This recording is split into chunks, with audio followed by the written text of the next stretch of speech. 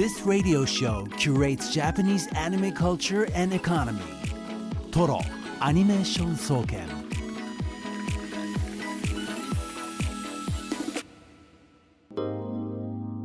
From essential recommendations to obscure trivia, this is Ryota Fujitsu's Anime Lab.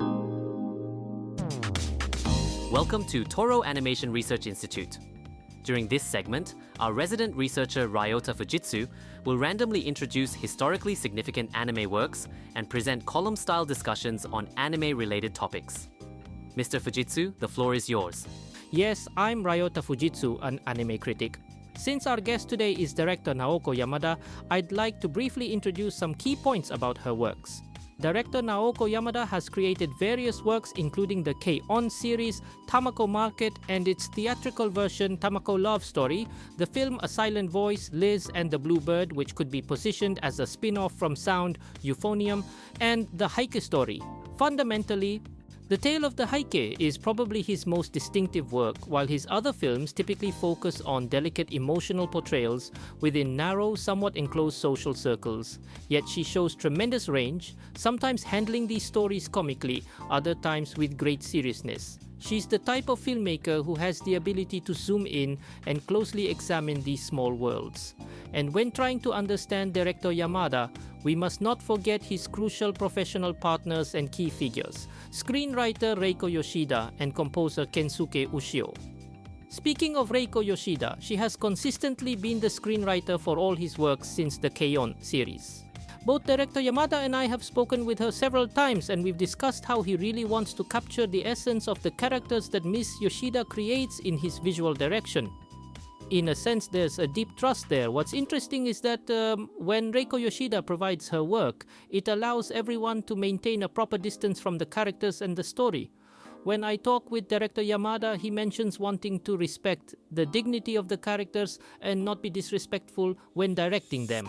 So rather than detaching himself from them as if they were completely separate entities, he approaches the characters with respect. This is probably possible because Reiko Yoshida has already created these characters as distinct individuals in her writing. So there's no doubt that this relationship is what creates that unique atmosphere in Yamada's works. That's one thing I've noticed.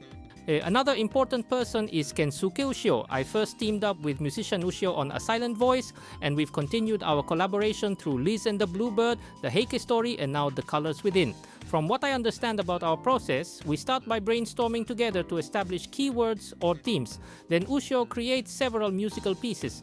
After that, we try placing them against the film to see how they fit. In The Colors Within, there's a credit for music selection, which is the role of deciding which music goes where in the film, listed as reflections in the alphabet credits. This is actually a combined pen name for director Yamada and Ushio. So it's not simply about saying please add this kind of music here, but rather the exchange about what music to use is part of Yamada's work, including discussions about what concept should guide the film. With Ushio-san, while Ushio-san has been a support member for Denki Group and such, he's also deeply involved in thinking about pure music and does a lot of experimental approaches in his personal work. He takes concepts developed through that thinking and considers how to incorporate them into film music, approaching it with a very unique and unusual thought process. When I spoke with Ushio-san about The Colors Within, what I found interesting was his emphasis on the importance of location. There's a church that appears in the film, right? He said he went to the actual church that served as the model on the island and took acoustic measurements by reflecting those reverberations in various sounds. The story goes that they used this approach, and while the actual measurement only took 10 minutes, it took an incredibly long time just to get there. This time our model location is Nagasaki, isn't it? Since it's an island in Nagasaki, and the place that served as the model has a church, I think one thing viewers should be aware of is how these two elements greatly support director Yamada's vision. Another point is about the visual sensibility. People often describe it as casually sparkling, but the key is how they've created animation with the light sensitivity that resembles footage shot with a camera. This is just my speculation, but director Yamada was fond of cameras, and around the time just before her debut, or perhaps overlapping with director Yamada's student days, there was this emergence of the term girly photo. Photographers like Hiromix, Yuri Nakajima, and Mika Ninagawa came onto the scene, with the three of them collectively winning the Kimura Ihei Award.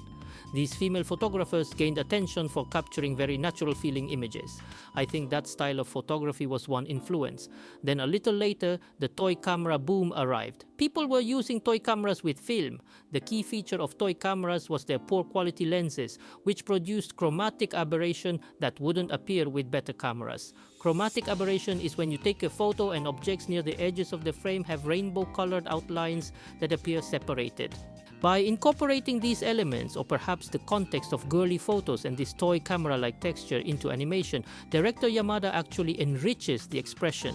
What's interesting is that if you saw this in live action, it wouldn't look as rich. Well, I might say things like, that's some pretty decent footage or whatever. In live action, it would probably just look like it was shot with a bad lens. But in animation, it creates this whole screen with a unified aesthetic tension, which is what makes anime so interesting. They're conscious of the depth of field, how they create zones that are in focus versus out of focus, especially in the foreground. Whether it's handheld camera style or telephoto, as the subject moves, things go in and out of focus. If you look closely, you'll notice the entire frame shaking slightly. According to the directorial concept, we're essentially viewing these characters through a camera lens. It's really characteristic how these scenes are shot, you know? And the quality of these detailed, subtle elements gives the film such a rich impression, even though the story itself is quite simple. So overall, the visuals are incredibly rich while the narrative is simple, which means, in other words, the director is exceptionally skilled at the art of subtraction. I see. Director Yamada has many strengths when it comes to visual elements, but when explaining something, he's always thinking about how to pull back and achieve something with minimal means. This time, the colors within also has a lot of elements stripped away, doesn't it? It creates this feeling, not exactly like keeping viewers at a distance, but it gives you that kind of sensation, don't you think? There are all sorts of different types of directors out there. Suddenly grabbing you by the neck and saying, "Hey, come here!" That's one style of directing, but director Yamada is absolutely not that type. A snapshot of their everyday life. We're made to feel as if we've become transparent beings or angels floating there gently and observing everything. On X, Circuit was intensely hooked on Ushio's music. Satsumaimo also mentioned being a fan of Ushio. It seems many people really feel that natural affinity with his music. Just to mention briefly, Mr. Ushio has released a soundtrack where 3 numbers are written on it. Those are actually color codes RGB values. I think it's interesting to consider that those 3 sets might represent the 3 people lined up together. Mr. Ushio is someone who creates very conceptually, and that's part of what makes his work this time so interesting. Also, as a final bonus, the charm is definitely in the character's goofiness. While there are some serious works too, you have moments like in Tamako Market, where Tamako gets flustered and her speech patterns go all weird. Just a moment, please. That's not true at all.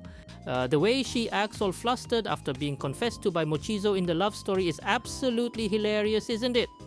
Part of it is because Yui from K-On! Is quite the airhead character. In this episode too, Totsuko is really funny. I mean, is it really okay to act like that? So, I think this area actually reveals director Yamada's affection for the characters, or rather, her desire to have certain types of characters, to have these particular characters exist in appealing ways. And that's about it. I've summarized some key points about director Yamada's work for you today. Thank you very much, I understand. How did you enjoy this episode of SBS Radio's Toro Animation Institute? Toro Ani is broadcast live every Monday at 7 p.m. on Japan's SBS Radio. Please be sure to tune in. This has been Ryuta Aoki, host of SBS Radio's Toro Animation Institute.